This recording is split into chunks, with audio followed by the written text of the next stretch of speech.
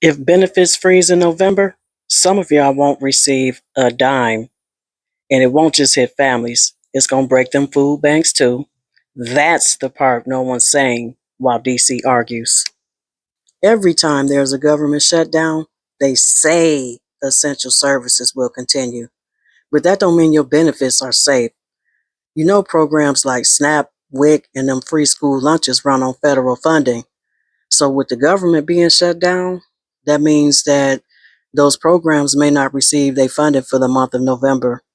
Shit, states can only stretch what's in the system for a few weeks. So once November hit, that money is gone, meaning that everybody we know that's getting stamps or SNAP, EBT, whatever you want to call it, they about to have a real hard time making ends meet next month.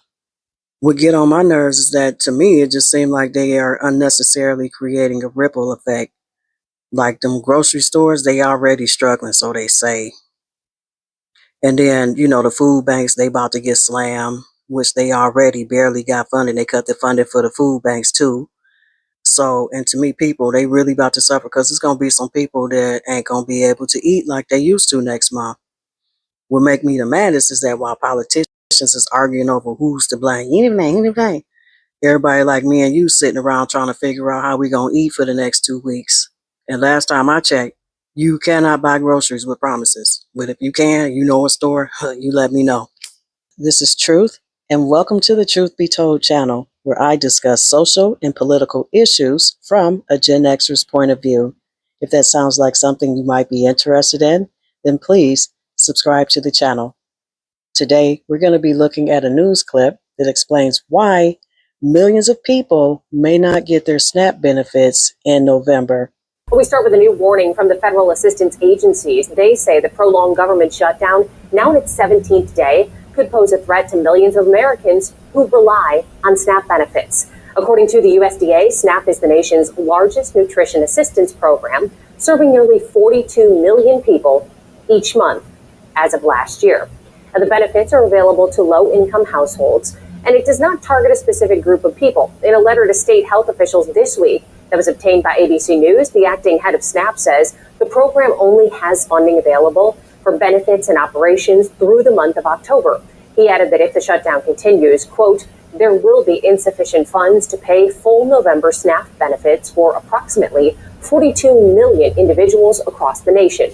The letter also stated a need for a contingency plan if operations need to stop ahead of sending the November benefits to vendors.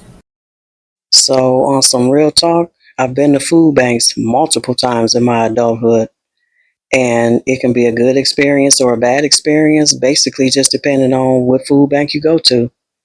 I have been to food banks where they gave me spoiled milk, moldy bread, and brown hamburger meat that was spoiled, that took hours and hours and hours to get. They treated me like dirt, and clearly they did not want to help me. And they made sure I didn't come back because, like I said, everything they gave me was spoiled. I've been to other food banks where they gave me a bunch of food from what's the store, Whole Foods, and everything I got was organic. I even got cookie butter, which everybody know how fire that is. So I've even gotten cookie butter from the food bank.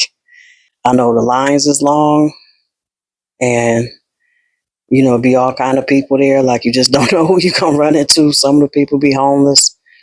Some of the people work and they're just there to make ends meet. So again, it just depends. You just don't know who you're gonna run into. But I'm bringing this up because I'm just saying, like, I've been there before. I used to live in a food desert where I used to have to get my food from 7-Eleven. Like I would get like an orange and a bomb burrito or a chicken salad sandwich and some coffee, and that would be like my food until I could get into an area where I could just buy some more food.